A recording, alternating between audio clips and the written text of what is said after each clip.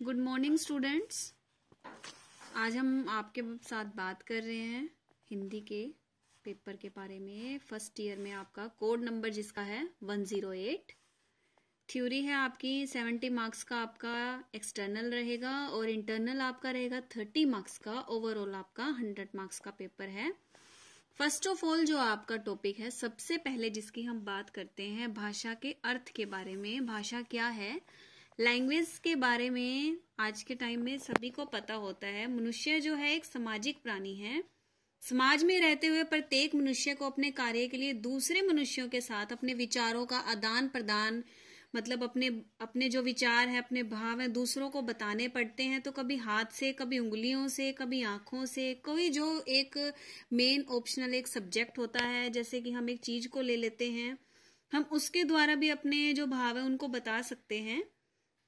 कभी कभी कुछ विशेष लोगों की उपस्थिति में भी हम जो सुनने वाला है और जो बोलने वाला है उसका हाथ दबाकर, जैसे हम उसको कह देते हैं कि तूने चुप रहना है, तो हम अब उसे क्या कहते हैं, उसका हाथ दबा देते हैं, एकदम से चुप हो जाता है वो कि हाँ मुझे इस बात के बारे में नहीं बोलना है। यदि हमें दफ्तर में चाय पिलाने के लिए किसी को बोलना है तो हाँ मैंने आपका काम करवा दिया है। तो इस तरह से आप भी अपनी जैसे कि कोई भी बात है उसको बता सकते हो।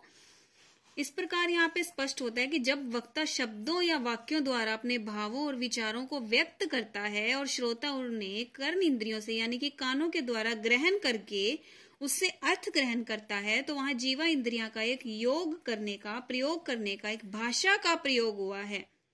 जैसे कि अगर हम लगाएं व्यक्तावाची वर्णा येषा ते इमे व्यक्त वाचम, इसका अर्थ क्या है, वर्णों द्वारा जो सार्थक वाणी व्यक्त होती है वही भाषा है। यूं तो पशु पक्षियों के पास भी अभिव्यक्ति के साधन एक चींटी अन्य चींटियों को भोजन की सूचना देती है और वे सभी शीघ्र ही भोजन के स्थान पर एकत्रित हो जाते हैं। आपने देखा भी होगा ये कई बार कि एक जगह पर जैसे होल बना हुआ है कोई, वहां पर एक आप कुछ दाना डाल दो तो एक चींटी के साथ पता नहीं कितनी चींटियां आ जाती हैं। इसी प्रकार पक्षियों में कौवा हो गया, मोर, कोयल आदि अपनी अपनी भाषा का प्रयोग करते हैं।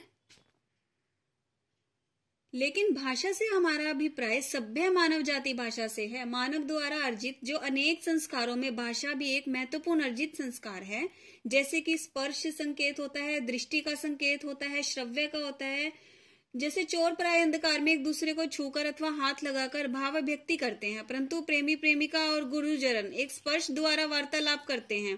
परंतु आंखों के इशारों से एक कवि बिहारी जी ने जो एक दोहा लिखा है, कहत नटत रिझत खीजत मिलत खिलत लजियात भरे मौन में करत है नैनन ही सो बात, कि इसका मतलब क्या है, वक्ता मुक्त से भाषा का उच्चारण करता है और श्रोता कर्ण इंद्रियों द्वारा सुनता है। और भाषा से हमें अभिप्राय उस भाषा से है जिसमें श्रव्य संकेतों का प्रयोग किया जाता है और जिस प्रकार हम परस्पर विचार विनिमय के लिए भाषा का प्रयोग करते हैं। सबसे पहले हम भाषा की परिभाषा के बारे में बात करते हैं। वैसे तो आपको जो लक्ष्मी के नोट्स हैं उसमें बहुत सारी होंगी, पर मैं जो आपको सिर्फ 2 के बारे में बता रही हूँ। प्लेटो के अनुसार क्या है, विचार आत्मा की मूक बातचीत है, पर जब वह ध्वन्यात्मक होकर होठों पर प्रकट होती है तो उसे भाषा की संज्ञा देते हैं। इसका मतलब क्या है कि विचार आत्मा से आते हैं। आपको पता है कि अगर आप बैठे हो तो आप सोचोगे तो जुबान पर भी कोई ना कोई बात आएगी, तो उसे आप भाषा का संकेत दे दोगे, उसे संज्ञा दे दोगे। और हेनरी स्वीट के अनुसार क्या है, जिन व्यक्त ध्वनियों द्वारा विचारों की अभिव्यक्ति होती है उन्हें भाषा कहते हैं। मतलब जो ध्वनियां हैं वो विचारों से, कहते हैं ना कि मन की बात जुबान पर आने में ज्यादा वक्त नहीं लगता, तो सेम सी सिचुएशन दोनों की बात में ही है। अब हम भाषा की प्रकृति के बारे में बात करते हैं। भाषा जो है एक सामाजिक वस्तु है। जैसे कि मैंने क्लियर कर ही दिया आपको कि भाषा से अभिप्राय हमारा सभ्य मानव जाति की भाषा से है। भाषा के प्रकृति से हमारा अभिप्राय है भाषा की विशेषता, मूलभूत लक्षण और प्रवृत्ति। एक वस्तु की प्रकृति ही उसे अन्य वस्तुओं से अलग करती है। अतः जब हम भाषा की प्रकृति कहते हैं तो हमारा अभिप्राय भाषा की उन विशेषताओं से है जो अन्य प्राणियों की विशेषताओं से अलग करती है। भाषा के अर्थ जो परिभाषा है हम यह स्पष्ट कर चुके हैं कि चींटी जो भी है, भैंस है, वानर है, सभी जीव जंतुओं की अपनी अपनी अलग एक भाषा होती है। परंतु एक सच्चाई यह भी रहेगी कि मनुष्य की जो भाषा है सभी प्राणियों की भाषाओं से सर्वथा अलग होती है, हमेशा ही अलग रहेगी। सबसे पहले जो हम बात करते हैं, भाषा एक सामाजिक वस्तु है। भाषा का संबंध मानव समाज से है। समाज में ही भाषा की उत्पत्ति होती है और समाज से ही उसका विकास होता है। यूं तो हम कहते हैं कि मातृभाषा का अर्थ माँ की भाषा है, परंतु माँ किसी भाषा का निर्माण नहीं करती, वह पूर्वजों से प्राप्त भाषा को अपने बच्चों तक पहुंचाती है।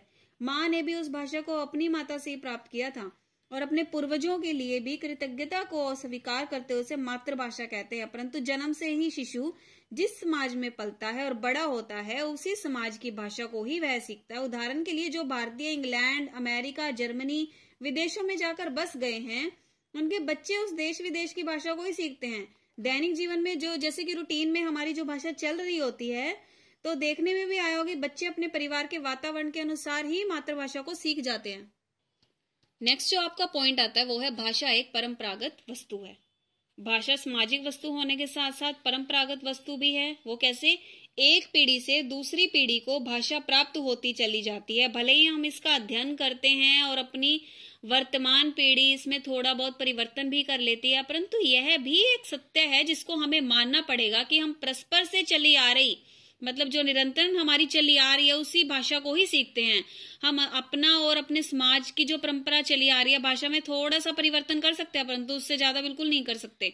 जन्म लेते ही बच्चों को एक परिवार मिल जाता है, जैसे कि समाज और उसकी भाषा मिल जाती है। कोई भी व्यक्ति जन्म से भाषा को लेकर आता है, ना ही धर्म को लेकर आता है, परंतु हम उन्हें सामाजिक परंपरा के रूप में ग्रहण करवा देते हैं कि तुमने ये बोलना और तुम इस जाति से हो और ये तुम्हारा धर्म है। थर्ड पॉइंट जो आपको आता है वो है भाषा एक अर्जित संपत्ति है, ना कि पैतृक संपत्ति है।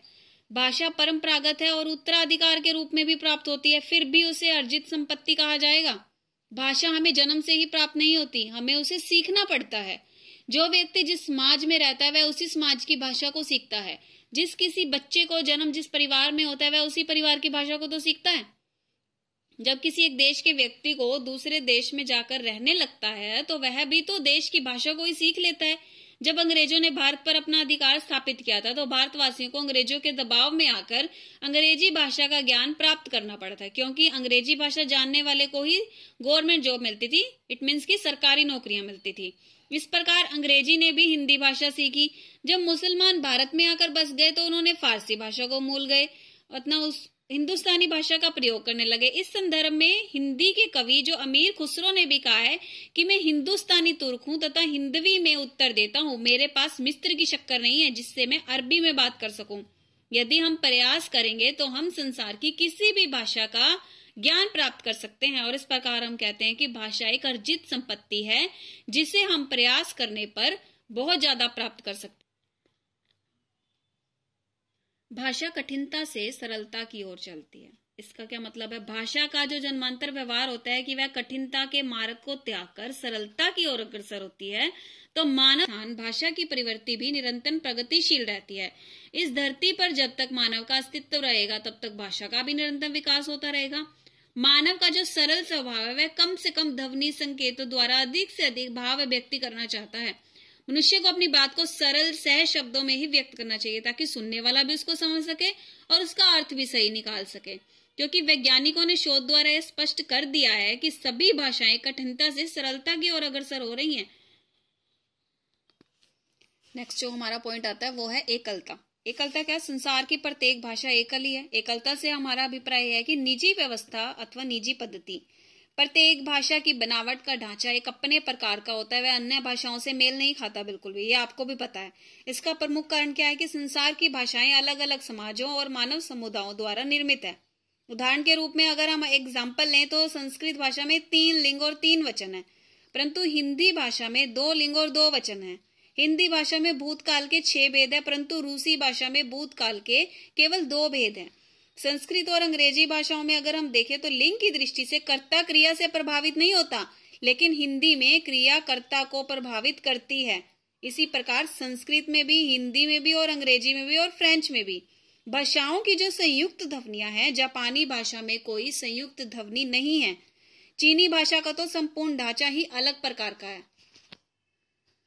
भाषा में सीमाबद्धता होती है। इट मीन्स कि संसार की प्रत्येक भाषा की अपनी कुछ सीमाएं हैं और उन्हीं सीमाओं में उसका प्रयोग होता है। यह सीमाबद्धता 2 प्रकार की होती है, एक तो भौगोलिक होती है और दूसरी ऐतिहासिक होती है। रूसी, जापानी, चीनी, फ्रेंच आदि सभी भाषाएं भौगोलिक सीमाएं लिए हुए हैं। एक क्षेत्र के बाहर हमें भिन्न प्रकार की भाषाएं मिलेंगी, ये आपको भी पता है। आप अपने गांव से अगर शहर से थोड़ी दूर पे जाओ आपको भिन्न भिन्न प्रकार के लोग मिल जाते हैं। पंजाब में पंजाबी, गुजरात में गुजराती, महाराष्ट्र में मराठी, उड़ीसा में उड़िया। तो जैसे वो कहा भी गया, आपने वो कहावत भी सुनी होगी कि कोस कोस पर पानी बदले और 4 कोस पर वाणी। इसका मतलब यही है कि प्रत्येक भाषा की भौगोलिक सीमाओं में एक आबद्ध होती है, जिसके बाद लंबे समय के बाद एक भाषा नया रूप धारण कर लेती है। नेक्स्ट जो हमारा पॉइंट है वो ये आता है कि भाषा संस्कृति और सभ्यता से जुड़ी होती है। भाषा का समाज की सभ्यता और संस्कृति से गहरा संबंध होता है। जो लोग जिस भाषा का प्रयोग करते हैं वो उसी के माध्यम से अपने विचारों और भावों को आदान प्रदान करते हैं। भाषा इस समाज में रहने वाले लोगों के आचरण और व्यवहार को वहन करती है। हम किसी भी समाज की सभ्यता और संस्कृति का परिचय उसकी भाषा से प्राप्त कर सकते हैं। उदाहरण के रूप में ब्रज भाषा के माध्यम से हम ब्रज में रहने वालों के लोगों की सभ्यता और संस्कृति को जान लेते हैं। भाषा सामान्य बोलचाल और साहित्य के रूप में, संस्कृति के रूप में अपना परिचय देती है और हमेशा से देती रहेगी, ये आपको भी पता है। नेक्स्ट जो हमारा पॉइंट आता है वो है भाषा में भिन्नता और अनेक रूपता होती है। पहले भी बताया मैंने ये कि भाषा अनुकरण से सीखी जाती है, लेकिन हमारा अनुकरण कभी भी पूर्ण नहीं होता, क्योंकि किसी भी चीज को हम एक लाइफ टाइम तक भी सीखें तो लैंग्वेज एक ऐसी चीज है जिसको हम लास्ट टाइम तक भी सीखते ही रहते हैं, क्योंकि मनुष्यों के शारीरिक, मानसिक और संवेगात्मक अंतर के कारण उसकी भाषा में भिन्नता उत्पन्न हो जाती है। परंतु व्यक्ति का भाषा को उच्चारण करने का अपना ही ढंग होता है। भले ही व्यक्ति अनुकरण से भाषा को सीखता है, परंतु भाषा में उसका निजी स्पर्श जो है देखने को मिलता है। प्रत्येक व्यक्ति का स्वभाव अन्य लोगों के स्वभाव से अलग प्रकार का होता है। आपने देखा भी होगा कि 5 उंगलियां कभी भी एक समान नहीं होती, पर जब हम व्यक्ति की बोली की ओर ध्यान दें तो हमें पता चलेगा कि प्रत्येक व्यक्ति का जो बोलने का ढंग है, उसका उच्चारण है, वो किसी अन्य से मेल नहीं खाता, बिल्कुल भी मैचिंग ही नहीं है। तो विभाषाएं और बोलियां दोनों अलग अलग तरह की हो जाती हैं। भाषा का विचारों से गहरा संबंध होता है। इसका क्या मतलब होता है? भाषा को विचारों की जननी कहा गया है। क्यों?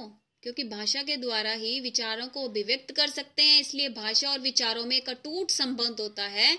इन्हें हम एक दूसरे से कभी अलग ही नहीं करते, क्योंकि विचारों के बिना भाषा मूल्यहीन और निरर्थक है। यदि मानव के मन में विचार है तो वह उन्हें भाषा के माध्यम से भी प्रकट कर सकता है, अन्य संकेत अपर्याप्त है।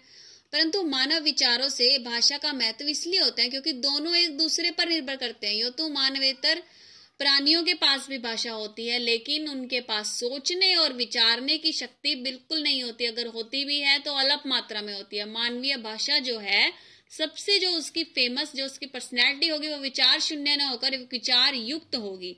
नेक्स्ट जो हमारा पॉइंट आता है वो है दैत्यता। क्या है कि सृष्टि का निर्माण दैत्य से हुआ है। मनुष्य जाति के अतिरिक्त प्रकृति के सभी पेड़ पौधे, जीव जंतु, प्राणियों का जन्म भी दैत्य तत्व से होता है।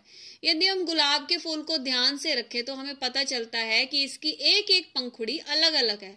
प्रत्येक पंखुड़ी पर अलग अलग रेखाएं भी हैं और उनमें पराग भी है, गर्भ केसर भी, आदि तत्व भी देखे जा सकते हैं अगर हम उसे ध्यान से देखें तो। पर अगर हम उसको नहीं देखते अलग अलग तरीके से तो हमें वो बहुत सुंदर दिखता है। और ध्वनियों से भी आपको पता है कि अगर हम एक एक वर्ड को जोड़ते हैं तो हमारा शब्द बन जाता है। इसलिए हम कहते हैं कि भाषा का जन्म दैत्य से हुआ है। नेक्स्ट आता है हमारा उत्पादन क्षमता। उत्पादन क्षमता, इससे पहले भी बताया था मैंने कि जो प्रत्येक भाषा परिवर्तनशील होती है, मतलब परिवर्तन करी जाती है। हम जिस समाज में रहते हैं उसकी भाषा के द्वारा ही विचारों का आदान प्रदान करते हैं, और कभी कभी आवश्यकता के अनुसार हम भाषा में के कुछ संशोधन और परिमार्जन भी करते हैं। जैसे जैसे समाज में विकास होता है वैसे वैसे नई वस्तुओं का निर्माण भी होने लगता है। विदेशी भाषाओं के प्रभाव में फलस्वरूप हमें अगर हम लगाएं आधुनिकता में विज्ञान को अर्जित करने लगते हैं, परंतु हमारी भाषा से भी प्रभावित होती है। उदाहरण के रूप में हम स्वतंत्रता प्राप्ति से पहले हिंदी एक सामान्य भाषा थी, ठीक है, आप सभी को पता है। परंतु स्वतंत्रता प्राप्ति के बाद इसे राष्ट्रभाषा का दर्जा दिया गया। इसीलिए हिंदी को संपूर्ण राष्ट्र की संपर्क भाषा बनाने के लिए इससे नए शब्दों का निर्माण किया गया। सच अगर हम कहें तो उत्पादन क्षमता के कारण ही भाषाएं जीवंत बनती हैं। आज हिंदी भाषा में अगर हम भंडार की अतिरिक्त वृद्धि भी हुई है, तो जैसे जैसे विज्ञान की प्रगति हो रही है वैसे ही हिंदी भाषा में नए नए शब्दों का भी निर्माण हो रहा है।